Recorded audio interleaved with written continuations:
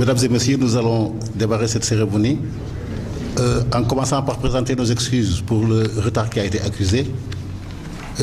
En fait, nous attendions encore quelques invités. Nous ne voulions pas démarrer sans tout le monde, mais bon, vu l'heure tardive à laquelle la cérémonie a commencé, je voudrais appeler M. Colli pour M. Colli de l'Harmattan, afin qu'il dise le mot de bienvenue. À toutes, bienvenue dans cette salle de l'Harmattan Sénégal, une salle de discussion, une salle de débat. Et justement, aujourd'hui, c'est à cela que M. Barry nous invite. Parce qu'en réalité, aujourd'hui, nous nous rendons compte que de plus en plus, les gens sont en train d'écrire. À l'Harmattan, nous avons sorti beaucoup de bouquins depuis 2009 jusqu'à présent. Et ça montre encore une fois de plus qu'il y a peut-être une nouvelle prise de conscience par rapport à aux nouvelles façons d'aborder le public, parce que souvent jusque-là c'était beaucoup plus soit de la télévision, soit de la radio, soit d'autres moyens pour conscientiser les gens. Mais là de plus en plus on voit qu'avec l'édition, que les gens sont en train de prendre cela, et je crois que c'est une bonne chose, c'est salutaire.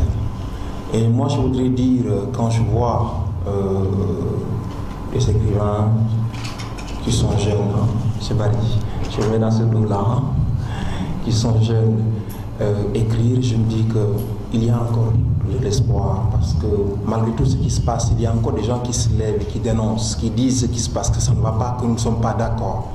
Et c'est justement cela que nous nous appelons dormir du sommeil des justes, parce que quand on est juste, quand on est quelqu'un qui est conscient du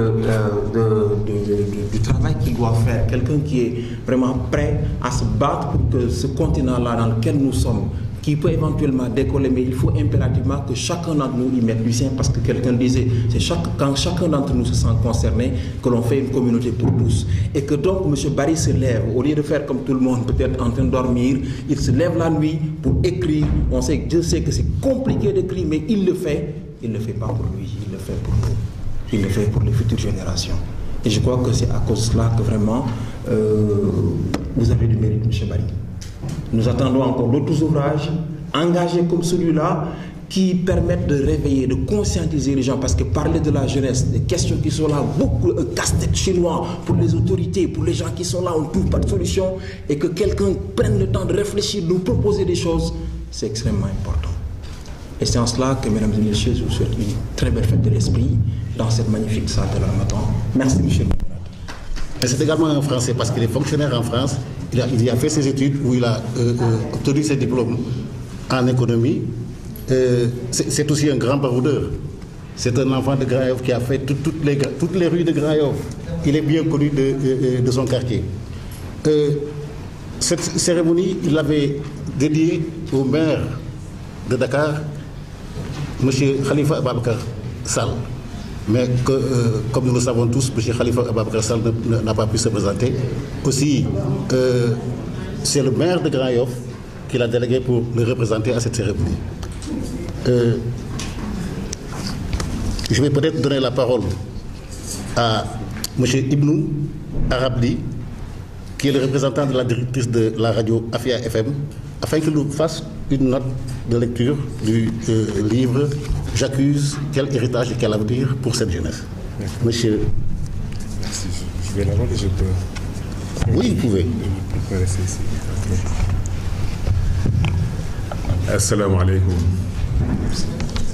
Je me permets de vous saluer comme ça parce que quand j'ai lu le livre de M. Ousmane Barry, la fin du livre m'a tellement charmé que j'ai dit d'accord, je me retrouve dans ma réalité, et ma réalité c'est que quand on salue les gens, on leur souhaite le meilleur, et le meilleur c'est la paix. Assalamu alaikum wa rahmatullah.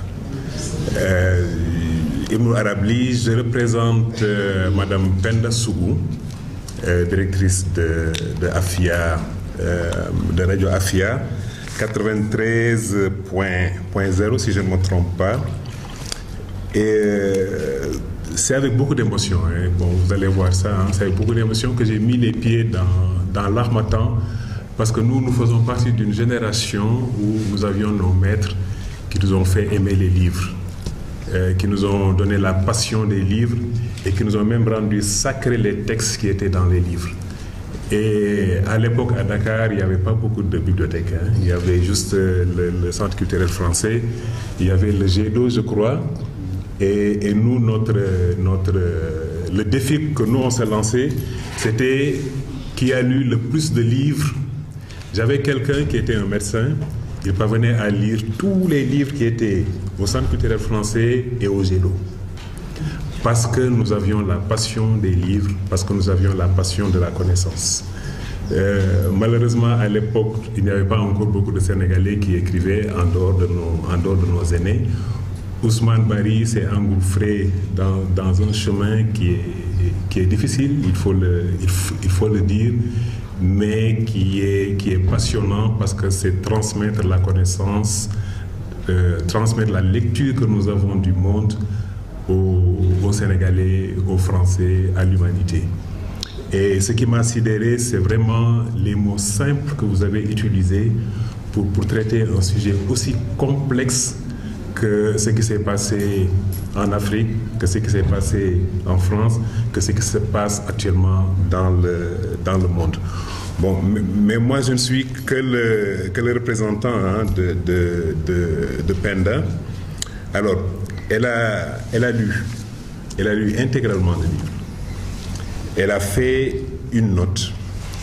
Vous allez souffrir que je lise ce qu'elle a écrit, parce que je suis son représentant, et en lisant, on va essayer de sortir un peu, notre touche à nous.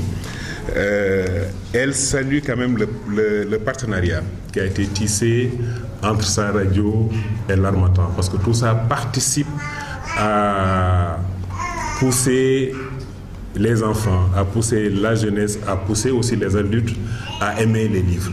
Ils ont une émission, je crois, qui s'appelle Les règles du jeu avec le professeur Birahim Touré, qui est une émission culturelle. Et c'est entre Afia et l'Harmattan. Voilà, c'est une émission qui leur va droit au cœur, et il remercie l'Harmattan pour ce partenariat. Ils sont très touchés par le fait que vous avez nommé Penda Sougou comme marraine. Elle estime que c'est un honneur que vous lui faites. Elle estime que c'est un honneur que vous avez fait à la presse sénégalaise, et elle vous en remercie énormément. Alors, en lisant le livre, en tant que journaliste, elle vous remercie parce qu'elle pense que c'est un moment pour réfléchir aux graves problèmes qui agitent le monde. Quand on regarde la télévision, quand on regarde Facebook, quand on regarde WhatsApp, on est sidéré par le nombre de problèmes qui existent dans ce monde-là. Et quand on lit le livre, on voit en réalité une bonne partie de la source des problèmes que nous avons. Et là, aujourd'hui, c'est un moment d'échange entre ceux qui sont là et M. Ousmane Bari et Bachir. Bachir Diop, bon, j'ai de la peine à dire Bachir parce que c'est le nom de mon père. Donc je vais dire Pape Bachir pendant tout mon speech, si vous me le permettez.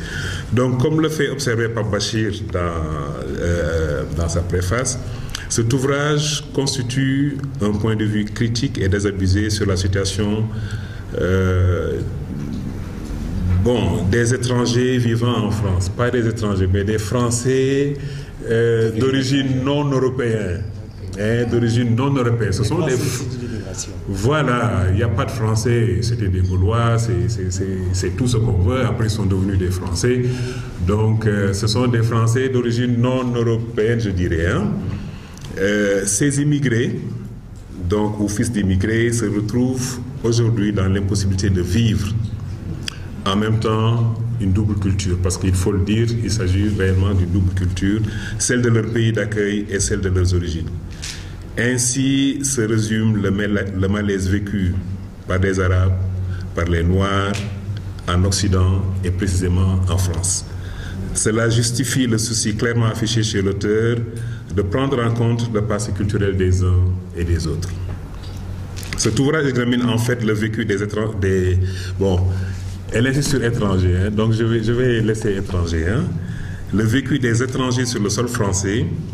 Il peint également une France détournée selon l'auteur de ses vraies valeurs et orientée vers les dérives identitaires, une France où l'université est sous le contrôle des investisseurs privés.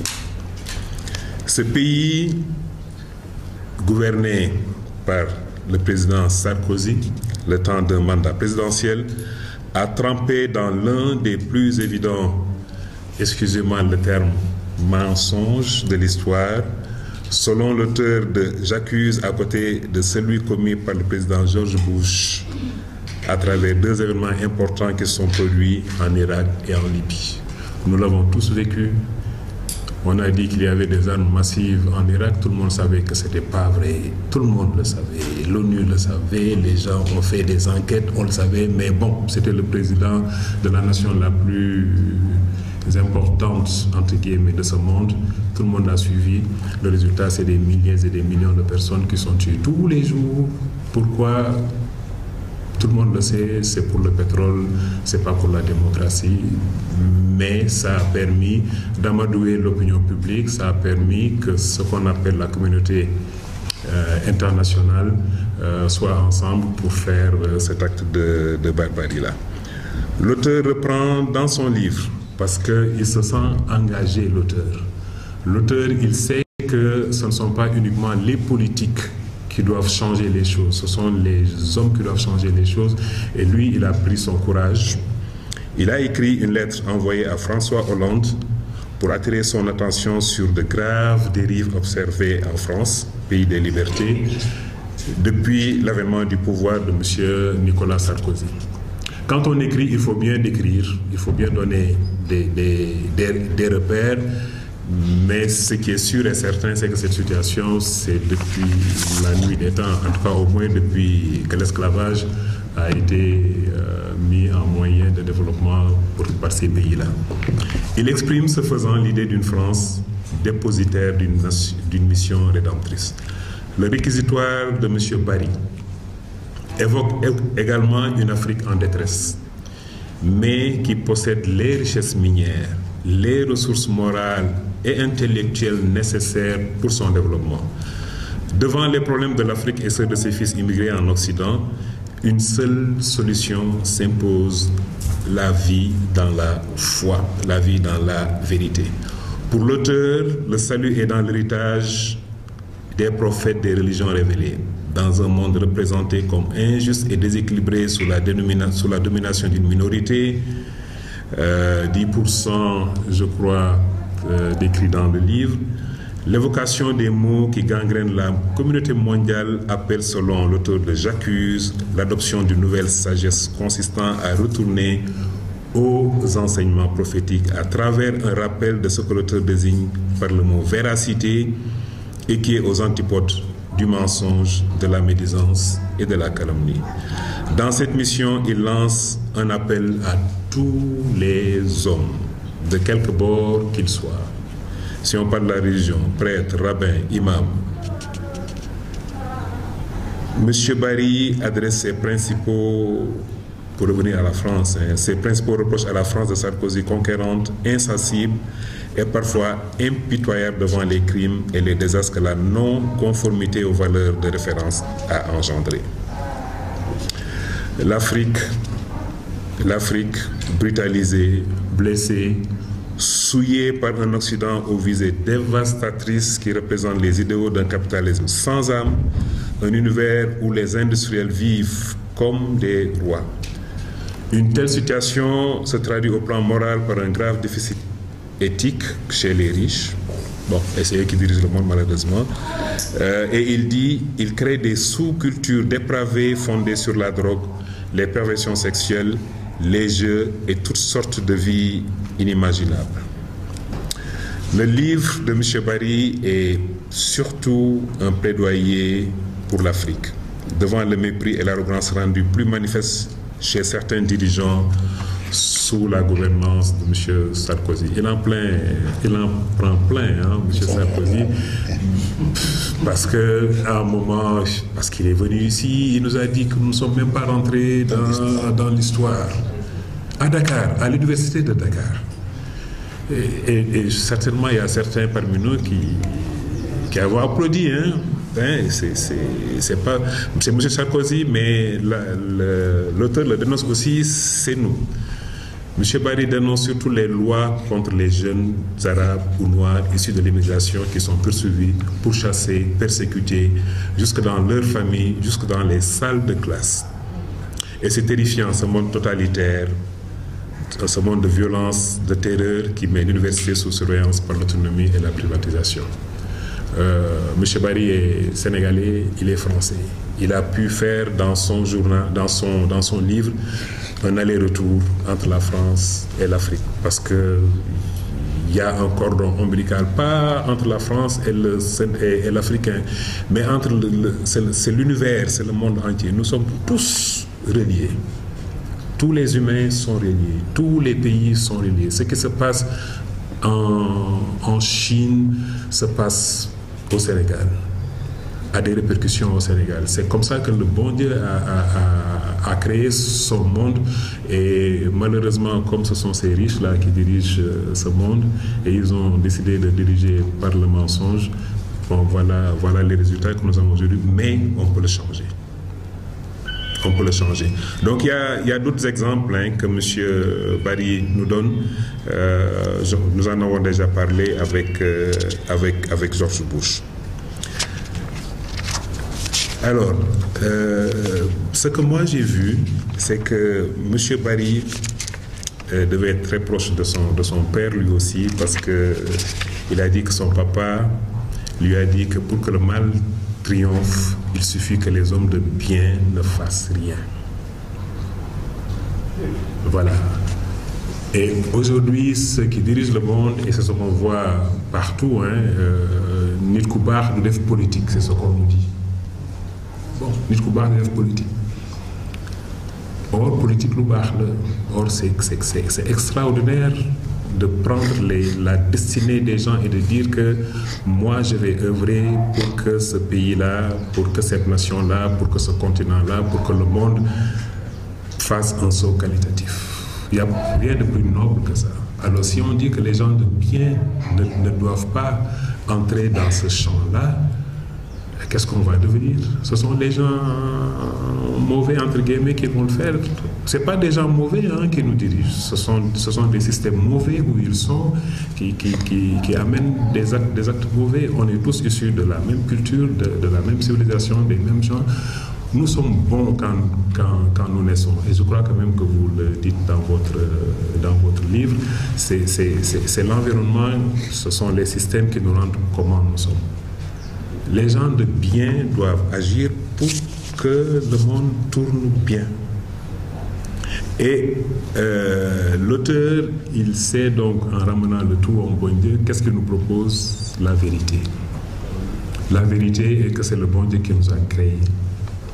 Qu'on soit catholique, qu'on soit musulman, qu'on soit juif, qu'on soit animiste, on sait qu'il y a quelqu'un, et c'est le bon Dieu qui nous a créés. Il a créé tout ça.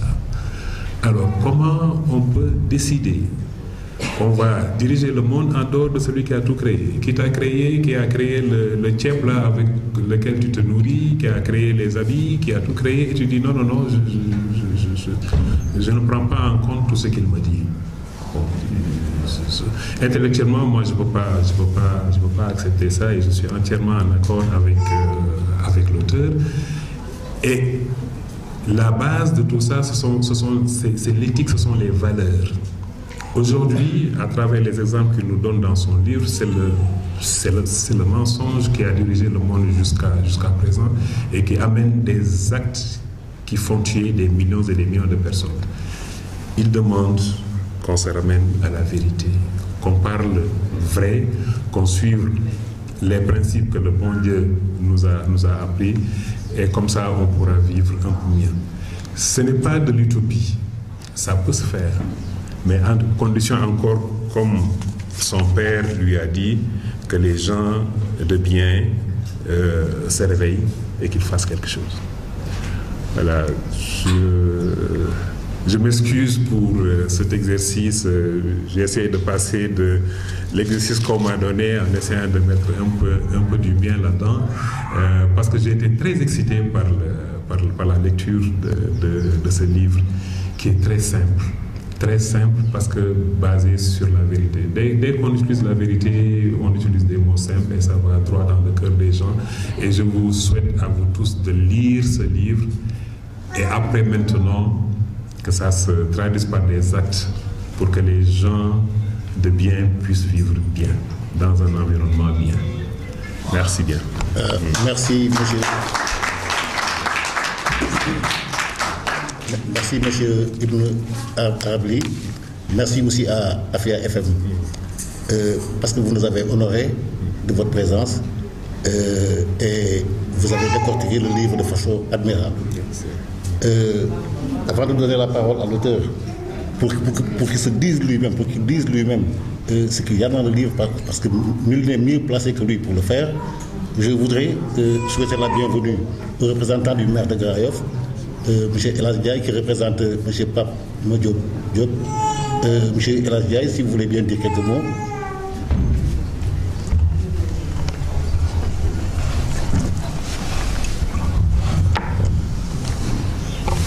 Salam alaikum wa rahmatullah.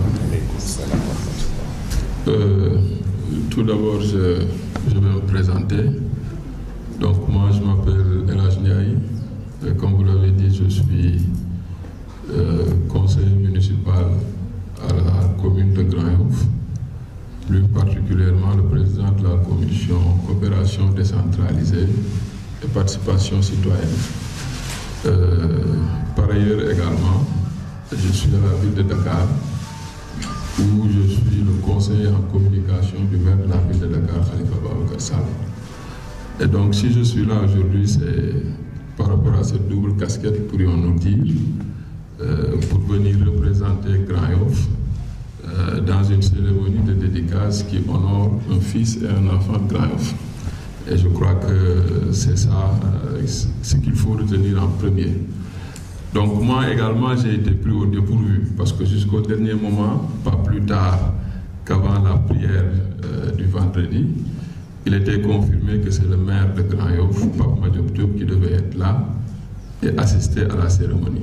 Et comme Dieu, l'homme propose, Dieu dispose, au dernier moment, il a eu un imprévu qui a fait en réalité qu'il n'a pas pu honorer de sa présence cette cérémonie et il m'a demandé de le représenter en présence de Marie-Angélique, qui est une sœur, conseillère municipale à la commune de Grand Yoff, présidente de la commission santé et action sociale, mais également de M. Ibredien, qui est le secrétaire municipal de la commune de Grand Yoff, pour vous montrer qu'en réalité, que l'institution municipale est présente aujourd'hui dans cette salle pour participer à cette cérémonie de dédicace.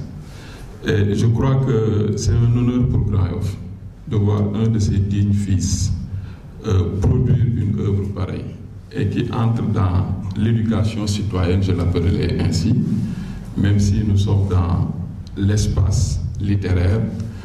Et peut-être que c'est un crime que je vais commettre, que j'ai commis, mais à mon corps défendant, de venir à cette cérémonie sans avoir lu le livre. Mais vous comprendrez après ce que je viens d'expliquer pourquoi cela en est ainsi. Mais comme je suis curieux par nature, je suis également, c'est une déformation littéraire par formation, philosophe ou apprenti philosophe, si on peut le dire ainsi. Je me suis permis, quand je suis arrivé, d'emprunter le livre et d'en feuilleter quelques pages pour au moins me faire une religion par rapport à son contenu. Et il m'est arrivé 3 remarques. J'espère que je ne vais pas commettre un crime de lèse-majesté. J'ai vu, dès la première page, je ne suis pas allé très loin, je ne vais pas dire que je l'ai lu sans l'avoir fait, mais dès que j'ai ouvert la première page, j'ai retrouvé subitement un condensé de 3 auteurs, voire même 4. Je crois que c'est assez flatteur, ou ça doit être assez flatteur pour M. Barry qu'on lui dise que dès la première page, on y retrouve un condensé de 3 ou 4 auteurs et pas des moindres.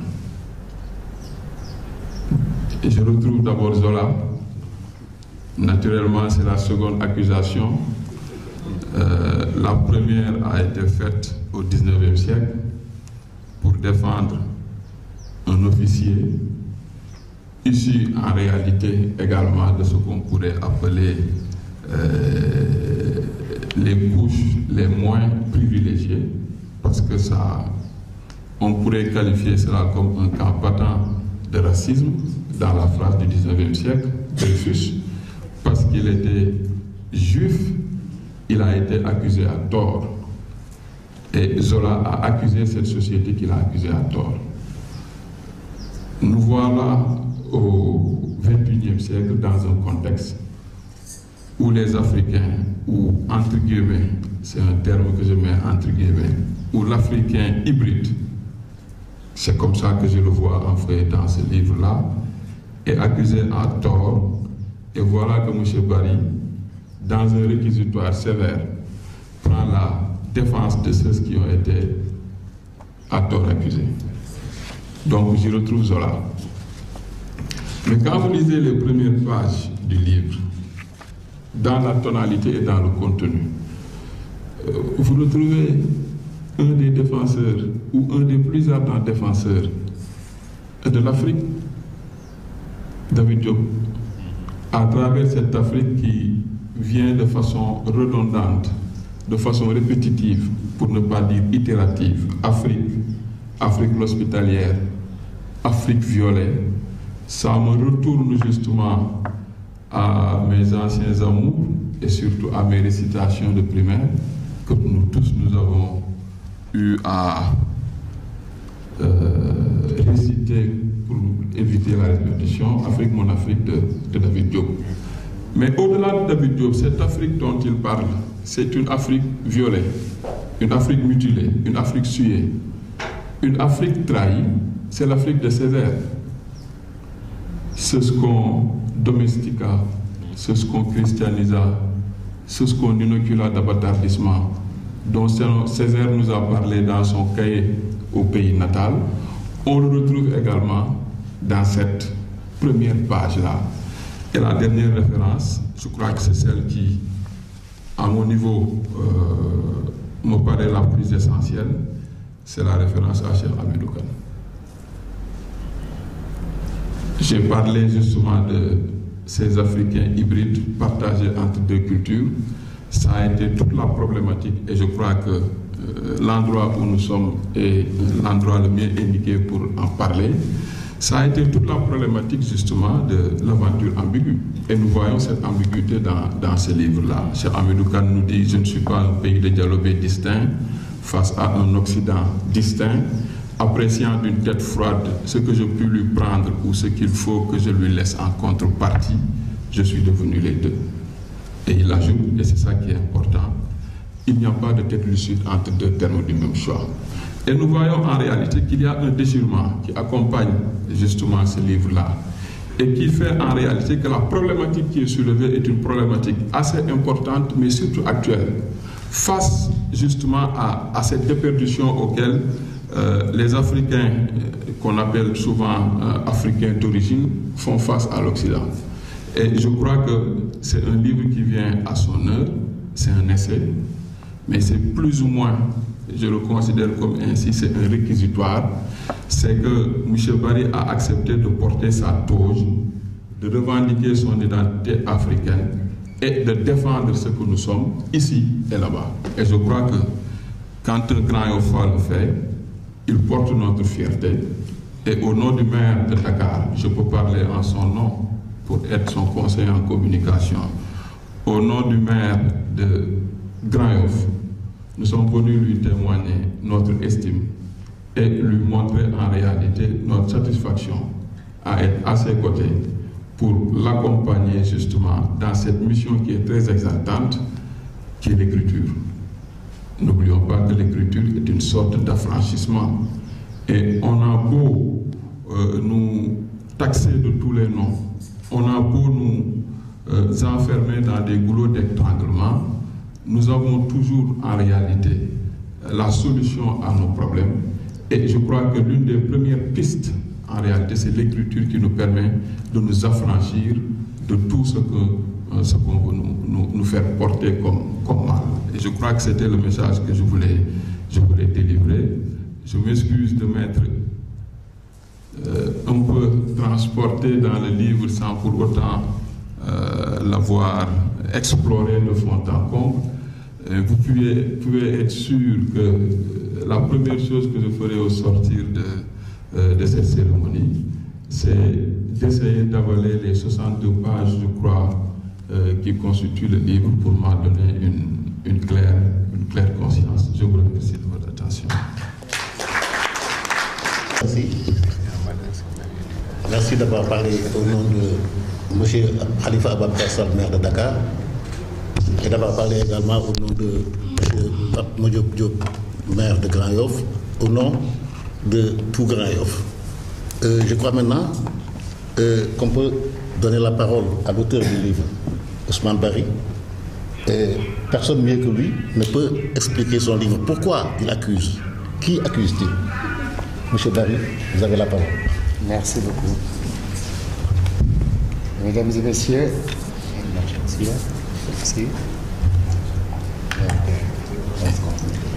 merci beaucoup. Mesdames et messieurs, merci d'être venus pour prendre part à la cérémonie de dédicace du livre J'accuse. Permettez-moi tout d'abord de faire une précision. Si le nom de Khalifa Sall, le maire de Dakar, est associé à cette cérémonie.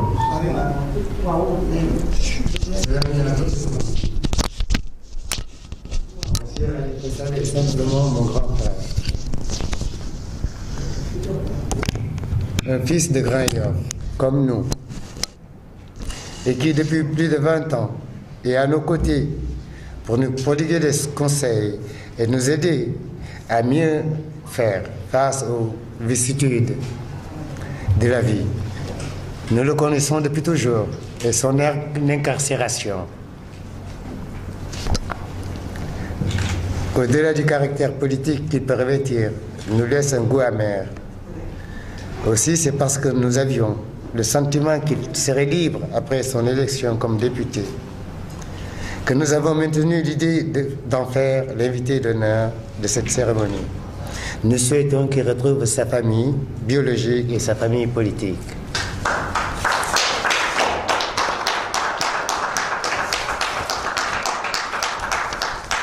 Maintenant, je voudrais partager avec vous mon engagement citoyen. C'est cet engagement que j'ai voulu traduire dans ce livre.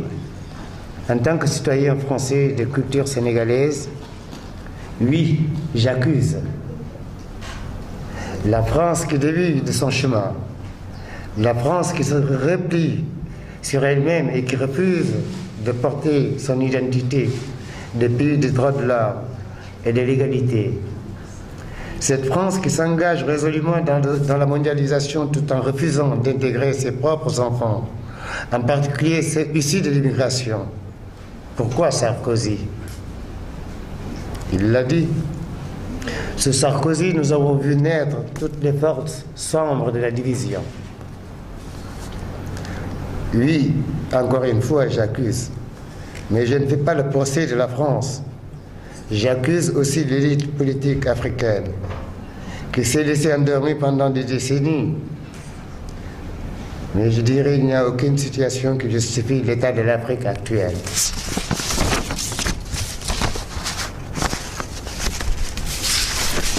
Nous assistons à une crise intellectuelle sans précédent. Le monde se complique.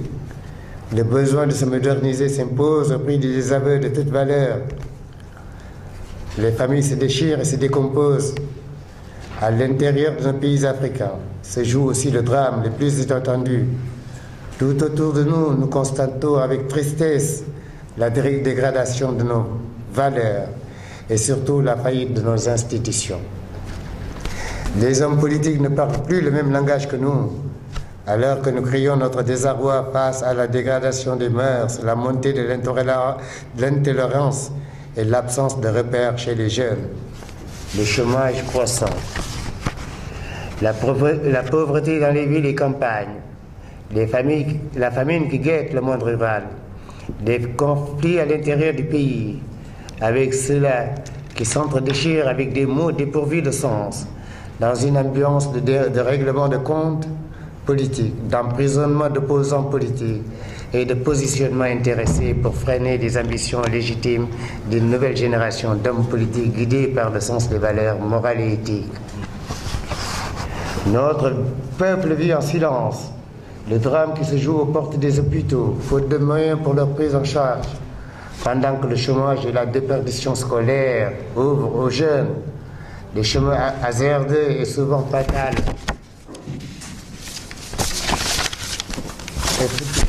Souvent fatal à l'exil, à travers le désert et les océans. La corruption gangrène le système de la fonction publique, où les usagers payent souvent les prix les plus forts pour obtenir les services gratuits. Malgré mon expérience limitée, je vous invite à la réflexion générale, car notre enseignement nous montre que seuls nous pouvons changer les choses. Voilà, mon engagement citoyen m'a poussé à écrire, à ne pas rester à flageller les élus, mais aussi à participer. Voilà les raisons qui m'ont amené à écrire, et je tiens vraiment à vous remercier. Et remercier tout particulièrement ma mère qui m'a fait l'honneur d'être là. Et je vous dis merci. Merci beaucoup. Merci à vous tous. Ma mère, mon épouse, Maïmouna Ndiaye, ma tante Adji, mon tonton. Je salue notre grand frère Ismaël Sall, le grand frère de Khalifa, qui, lui, peut confirmer ce que nous venons de dire. Je remercie Grand Yoff, je remercie Jean-Omar et toute son équipe. Et je vous dis que je suis un enfant de Grand Yoff et je resterai enfant de Grand Yoff. Et je me battrai à côté de vous. Merci.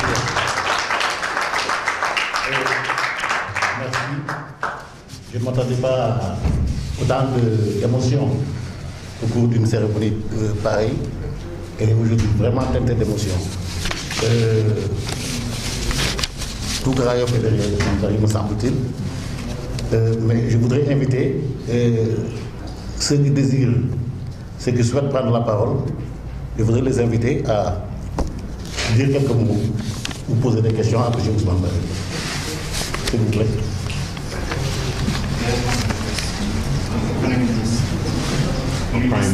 Ce n'est pas nécessaire. Bonjour à tous. Bonjour à tous. Donc, je me présente, je suis Anne Diop. Je suis franco-sénégalaise comme M. Bari.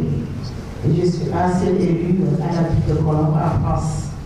Élue municipale en France, conseil municipal délégué. Donc, ma présence aujourd'hui est liée au fait que je suis une amie et une sœur de Khalifa Ababacar Sall. C'est l'objet de ma présence aujourd'hui dans cette cérémonie de dédicace. Et quand on m'a dit que M. Bari qui vivait en France, qui a écrit un livre, j'ai donc je tenais absolument, je suis souffrante, à être présente. Parce que je suis en vacances à Dakar, mais tout ce qui touche Khalifa Sall, je serai présente partout. Parce que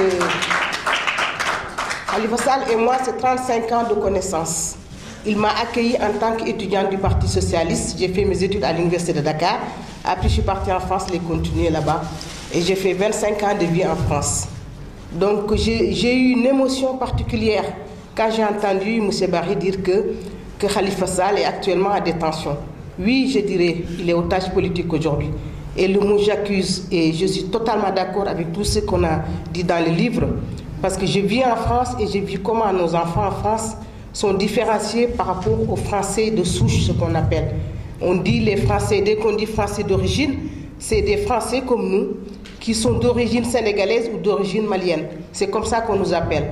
Et la discrimination va jusqu'à l'école maternelle jusqu'à l'université. Par exemple, on est obligé de suivre nos enfants, leurs orientations, on est obligé de se battre pour que pas qu'on devienne des petits ouvriers ou bien des restaurateurs. Parce que c'est leur objectif pour eux. Être français de chousse, ils doivent réussir plus que nos enfants. Et même quand nos enfants sont diplômés, ils doivent faire plus dans les bureaux que les enfants de français de souche. Donc c'est un éternel combat.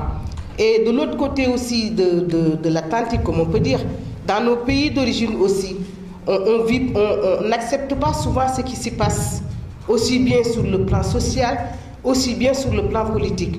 Et des fois, on arrive à faire les deux combats. Moi, bien étant élu en France, je me bats toujours aussi par rapport à la situation politique qu'on vit ici au Sénégal.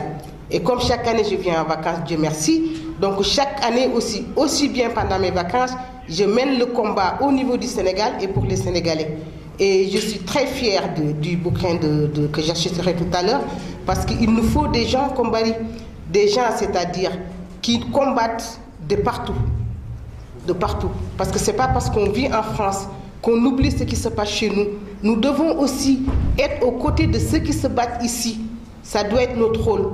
Et franchement, je tiens à remercier aussi Marie-Ange qui m'a fait part de cette cérémonie et qui m'a permis d'être là. Et je remercie aussi le frère de Khalifa Sall qu'on voit souvent se battre aussi à la télé. En terminant, je dirais, yal nañu yalla jappalé ba Khalifa Ababacar Sall génn ci kasso bi. C'est bon.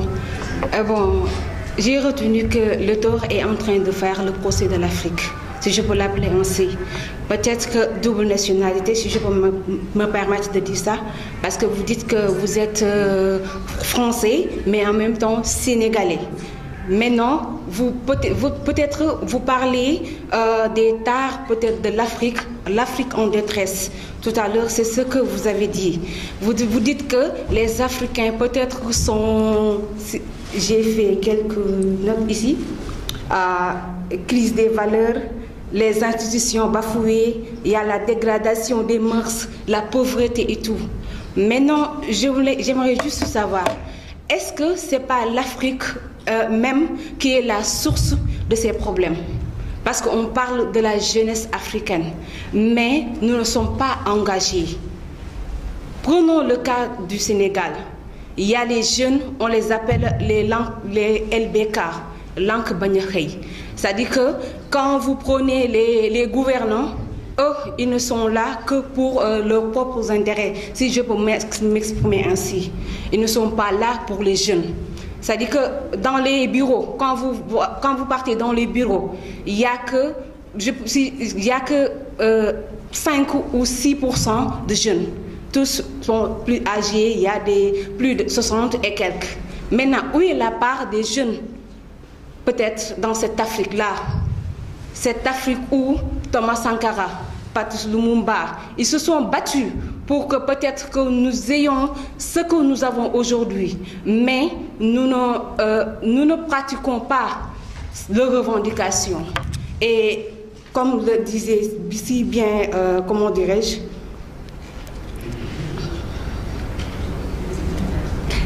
attends, désolé, hein. Comme le disait le fameux Thomas Sankara, il disait qu'un peuple conscient ne saurait confier la défense de sa patrie à un groupe d'hommes, quelles que soient leurs compétences. Leur peuple conscient assume eux-mêmes la défense de leur patrie. C'est-à-dire que l'heure est venue pour nous, Africains, d'assumer ce que nous sommes et d'aller de l'avant. Parce que peut-être que vous connaissez les réalités de la France et tout. Nous, Africains qui sommes là, nous ne sommes jamais sortis peut-être du pays. Nous savons que cette Afrique, si ça doit se développer, ça va venir de nous, mais ça ne va pas venir des Européens. Vous parlez des Français de souche, des Français peut-être qui font la différenciation, d'accord, mais jamais, jamais, au plus grand jamais, un Africain ne va être respecté ou on ne va pas prendre un Africain pour un Français, pour un Allemand. C'est à nous d'assumer ce que nous sommes aujourd'hui. La question est juste de savoir ce sens de l'engagement, ce patriotisme-là. Est-ce que nous avons, avant même de parler de jeunesse, d'Afrique, on rêve? C'est juste un cri de cœur parce que vous êtes engagé, vous avez écrit peut-être un ouvrage qu'on devrait peut-être commenter. Je ne l'ai pas lu, je suis amoureuse, autant pour moi, de la lecture, vu que je suis philosophe. j'ai fait la formation en philosophie à l'UCAD, en même temps journaliste. Donc je sais bien que j'aurai l'occasion de lire votre ouvrage. Après tout à l'heure, la réflexion générale. Et nous avons compris une chose. Depuis le début, nous avons des idées. Nous avons fait que nous pouvons nous engager tous à le faire. Mais nous invitons tout le monde à la réflexion générale et au changement des mentalités. L'heure est venue pour que l'Afrique se ressaisisse. Parce que nous avons tendance toujours à accuser les élus. Mais nous, le peuple, on a une part de responsabilité. Parce que tout ne peut dépendre que de l'éducation. Tant qu'on n'a pas une bonne éducation, on ne peut rien construire. Aujourd'hui, l'Afrique, le Sénégal, personne ne s'écoute. Personne ne peut comprendre personne. Chacun a son mot à dire, son droit de dire. Mais est-ce qu'ils sont respectés? Non. Nous, nous appelons à un changement. L'heure où nous vivons, l'Occident ne veut plus de nous. Elle est là, elle dit qu'elle est à Colombe, c'est ma voisine, j'habite à la Valois. Nous ne vivons pas là-bas. On n'a plus d'appartement, on n'a plus de papier, on n'a plus rien. Un Sénégalais qui sort ici, qui va avec un bac plus 2 en France, l'Indo qui vient en Inde avec des bagages, ne sachant même pas parler un mot en français, a plus de chances qu'un Africain de réussir. Et nous vivons, depuis l'arrivée de Nicolas Sarkozy, on a vu toutes les forces sombres de la division, des alliances de partout. Nous nous battons pour le devenir de nos enfants. Mais aussi nous devons nous battre ici pour préparer nos enfants à rester chez nous ici et à développer nos pays, notre continent. Parce que notre continent est riche, mais les terres ne sont pas mises en valeur. Aujourd'hui, on a un grand chantier, l'Afrique. Il nous faut des porteurs de projets. D'où ma réflexion. Et de vous inviter tous à une réflexion générale, à un débat national s'il le faut, mais nous devons aller de l'avant. Et de savoir que personne ne le fera à notre place. Les Occidentaux, nous le savons, que des déluges de malheur s'est abattu en Afrique depuis des années jusqu'à aujourd'hui. Ce n'est pas eux qui vont nous défendre, c'est à nous de nous défendre. C'est à nous. Nous avons les ressources humaines. Nous devons pouvoir mettre nos savoirs. Maintenant, la politique change tout. Voilà. Nous, notre problème, c'est intérieur. C'est à nous de régler notre problème ici. Mais pas en croyant que nous allons nous battre. Non, nous n'avons même pas les moyens de nous battre avec eux. À nous de nous rééduquer, de savoir ce qu'on veut pour nous et pour notre devenir. C'est pour cela qu'on a appelé à la réflexion générale. Tout est bon à prendre. C'est ça qui va continuer. Merci. S'il y a quelqu'un d'autre qui veut prendre la parole.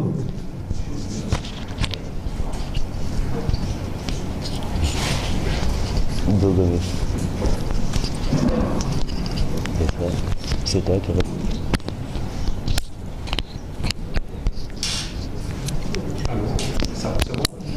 Oui. Allumez-le. Ok. Voilà. Je vous présente, je m'appelle Dominique François Mendy, je suis de Grand-Yoff. Je fais partie peut-être des anciens, puisque je suis à Grand depuis 1960. Alors, je suis heureux et j'exerce, je suis enseignant-chercheur à l'Université de Dakar et j'exerce au CESTI, École de journalisme. Je suis le chef du département politicien. Alors, je vais parler au nom des anciens de Grand-Yoff. Il y en a quelques-uns qui sont ici à Grand-Yoff. On se regroupe les dimanches, on nous appelle vétérans du troisième mi-temps. Voilà, parce que le football est un prétexte en fait pour se retrouver et pour retrouver le Grand-Yoff que nous avons connu dans les années 60. Pour nous, c'est une chance, non seulement de nous retrouver, mais c'est une chance de garder ce lien qui fait que Grand Yoff est Grand Yoff. Je le dis parce que simplement, malheureusement au niveau des médias, nous avons une image très négative. Et voilà pourquoi c'est un plaisir pour moi aujourd'hui d'avoir mon petit frère qui publie un ouvrage qui montre à Grand Yoff, il n'y a pas que des bars, il n'y a pas que la violence, il y a aussi des intellectuels, il y a aussi des gens capables de réfléchir et de faire des propositions concrètes par rapport aux problèmes de développement. Je vous remercie et j'étais surpris quand je vous ai vu parce que je connaissais tout le monde chez vous sauf vous. Je suis promotionnaire de sa grande sœur, je connais les autres membres de sa famille, sa maman certainement me reconnaîtra.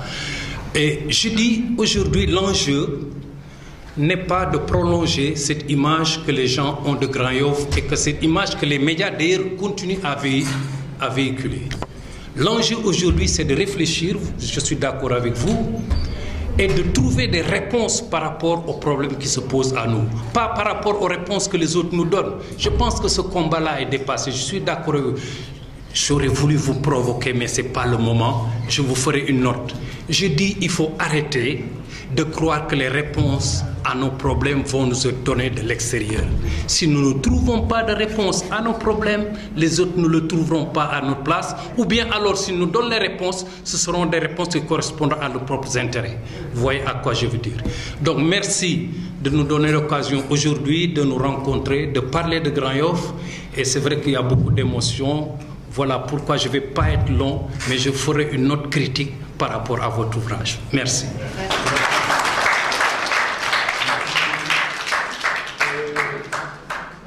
Si c'est possible, nous voudrions écouter la cérémonie. Moi, une intervention publique.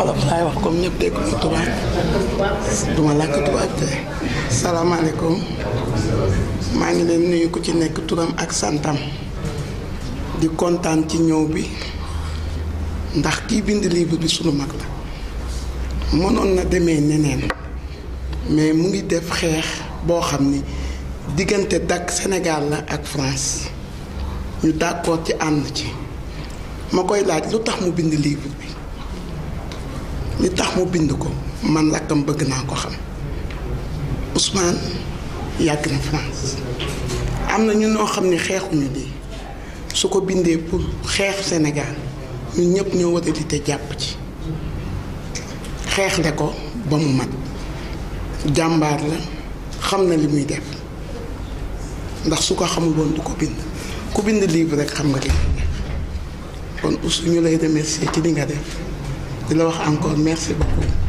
di la laaj du tax nga bind ko man bëggoon naa sa petite sœur nga wax ma ci tuuti merci beaucoup.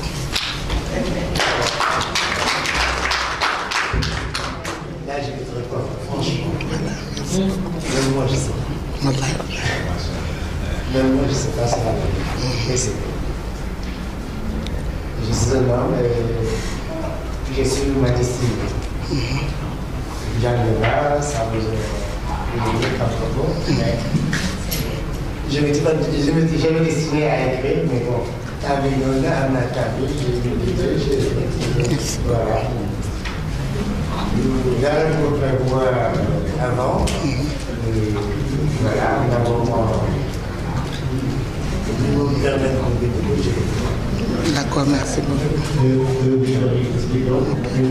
Bon, merci.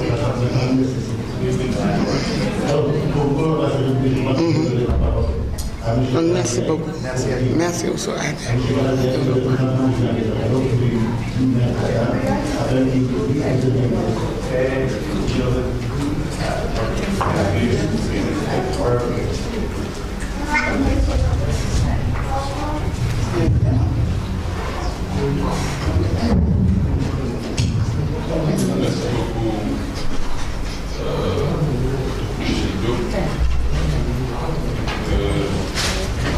Je crois que je vous ai reconnu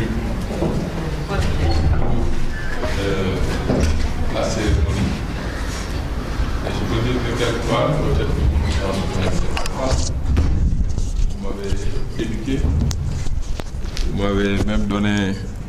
peu le goût du journalisme parce que je l'ai exercé.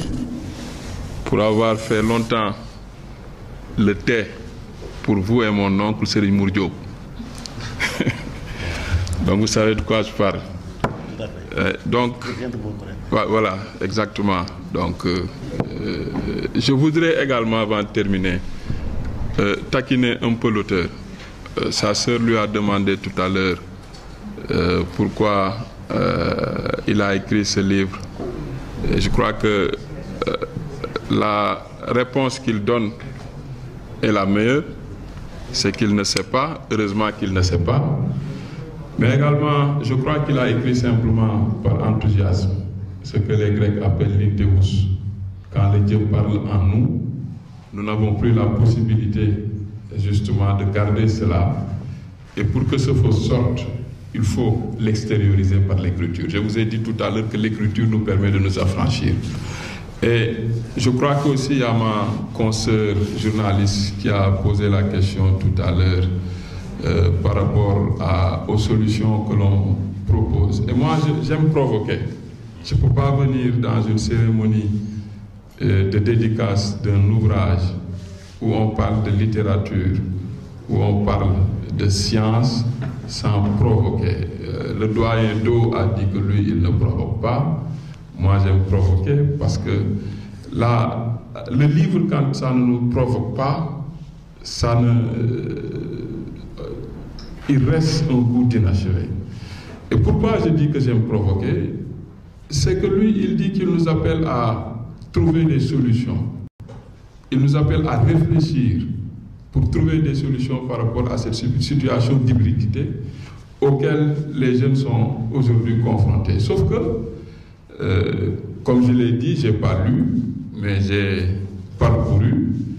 À la fin du livre, moi j'ai l'impression qu'il donne une solution, et il donne une solution plus ou moins radicale. C'est une khutba.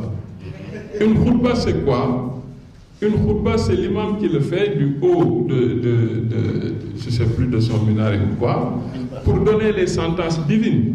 Et quand il nous donne cette khutba-là, c'est-à-dire qu'il nous appelle à un retour à Dieu, à un retour à la religion, je crois que dans le débat intellectuel, souvent on nous dit que quand la religion s'invite, en réalité, toutes les autres convictions se taisent. Et cette invitation à la religion, au retour à Dieu, à lui demander d'abord pardon, mais également à se soumettre à lui et à ses lois, donne en réalité un début de réponse par rapport à la solution aux problèmes auxquels justement les jeunes sont confrontés. Et je crois que fondamentalement, c'est là où je voulais attirer son attention. J'aurais aimé que l'évocation de la religion soit une évocation générique. Et quand je dis soit une évocation générique, cela veut dire que ce soit une évocation au sens général du terme et que cela ne renvoie pas simplement à une seule religion, parce que dans sa khutba, on a l'impression que seule la religion musulmane prend le dessus. Ces jeunes-là, ils sont également catholiques, ils peuvent être même juifs, ils peuvent être athées. Et fondamentalement là, c'est le pavé que je voulais jeter pour provoquer un peu et susciter justement le débat par rapport à son accusation. En tout cas, je dis que nous sommes très très contents, et au nom du maire de Grand-Yoff, au nom du maire de Dakar, nous sommes très très honorés. Et le doyen l'a dit, que l'on voit Grand-Yoff sous un autre visage, un visage scientifique, un visage intellectuel, pour montrer que les fils de Grand-Yoff sont partout et qu'ils représentent dignement Grand-Yoff. Et je crois que ça, c'est un réel motif de satisfaction. Je vous remercie.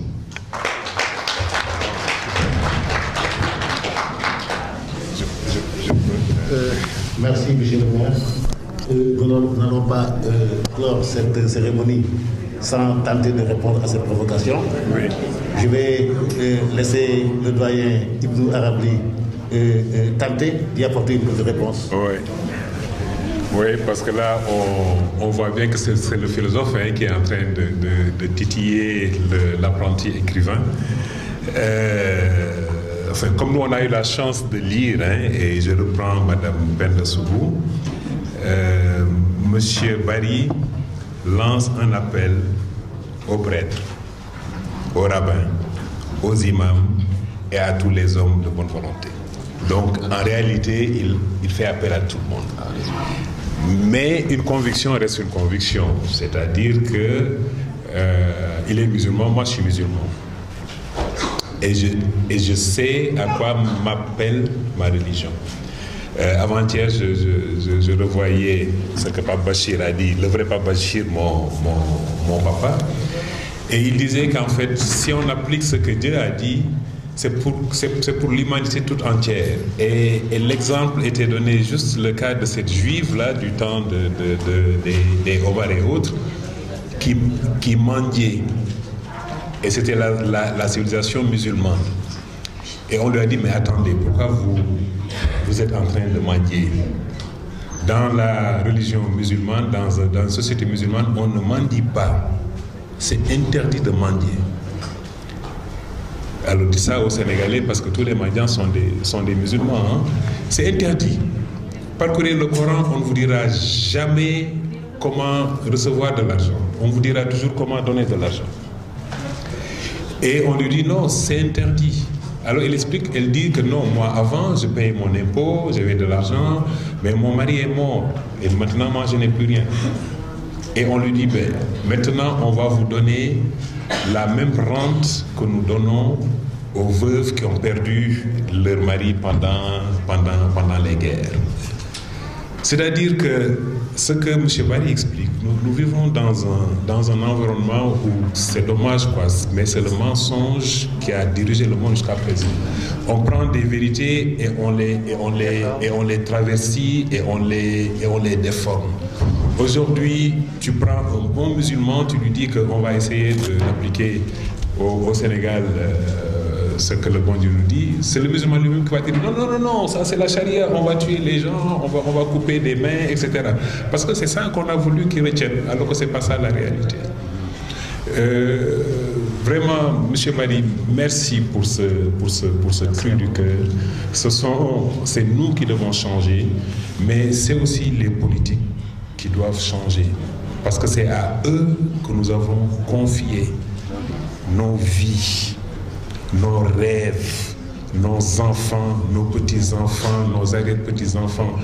C'est à eux que nous avons confié. C'est à eux de remettre un peu les choses sur les rails. Nous avons hérité d'un système que les Européens ont mis en place. À nous de nous arrêter et de dire, mais attention, nous voulons faire par nous-mêmes, et c'est quoi, qu'est-ce que nous voulons, et comment nous avons été formés pour faire ça. Chaque fois je m'amuse quand je conduis, je ne sais pas s'il y a des conducteurs ici, quand vous êtes dans la route, bien sûr il y a beaucoup les gens ne respectent absolument rien.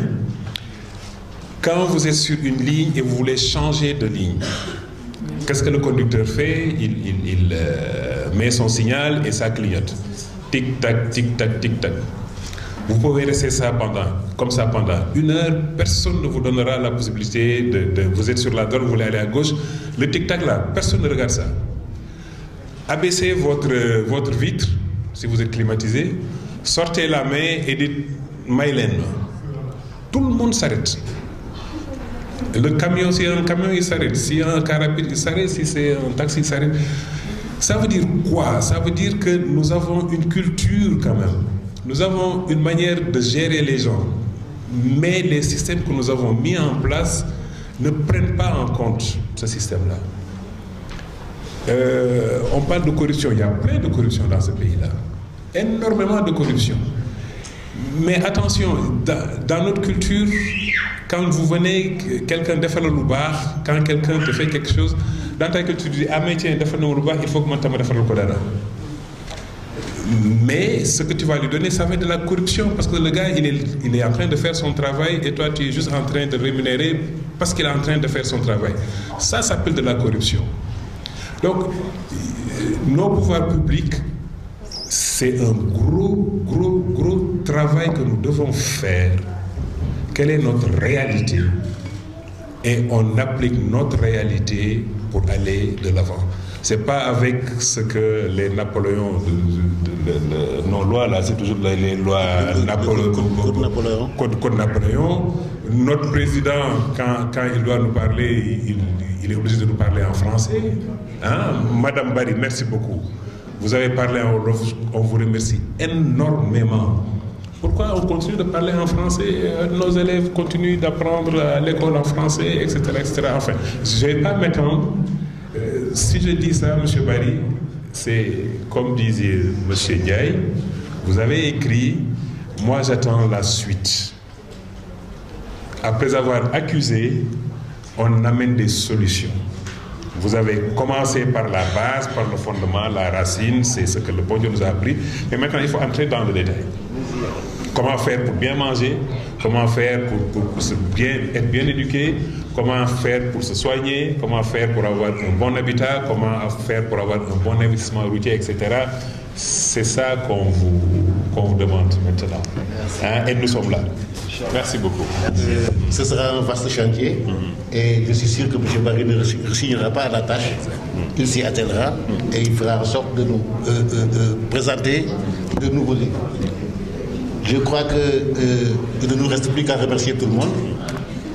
La cérémonie a été attirée en longueur, mais elle s'est bien déroulée. Vous voulez prendre la parole? S'il vous plaît. Au nom de la...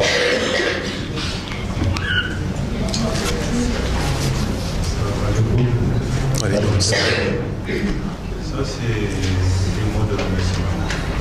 Endroit de remerciement. Son nom, de sa maman, de sa tante qui est ses frères qui sont tous là. Donc, nous le remercions, nous l'encourageons. La voie qu'il a empruntée n'est pas une voie facile.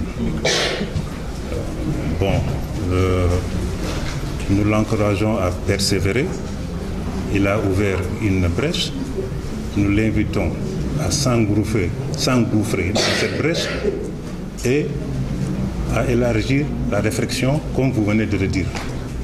On attend la suite. Donc, sa maman est fière de lui. Je parle au nom de la famille Barry, de la famille Seydi, de la famille Mané, de la famille Ndiaye, de la famille ainsi de suite, ainsi de suite.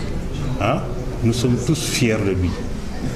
Et nous l'encourageons, nous lui souhaitons beaucoup de bonnes choses, hein? Qu'il continue dans cette voie. Vraiment, nous sommes très contents de lui, nous sommes très fiers de lui. Nous l'encourageons. Ça, c'est le mot de sa maman qui dit ça au nom de toute la famille. C'était juste ça que j'avais à dire. Sur les encouragements de la famille, sur la famille qui dit tout ça d'avoir le fils qui profite du développement de l'esprit. C'est là que nous avons fait à cette cérémonie. Je vous remercie tous. Merci d'être venus. Donc, à cette n'est pas.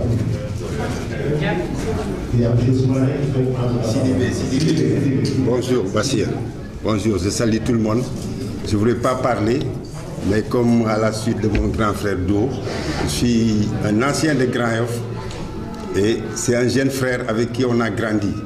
Donc je parle surtout seulement pour deux choses, témoigner et l'encourager. Parce que quand même, il a mis la barre à un certain niveau, à la suite du grand frère, qu'il ne recule pas, qu'il continue d'accuser, de s'indigner. Et c'est là où il y a le plaisir que c'est un garçon qui continue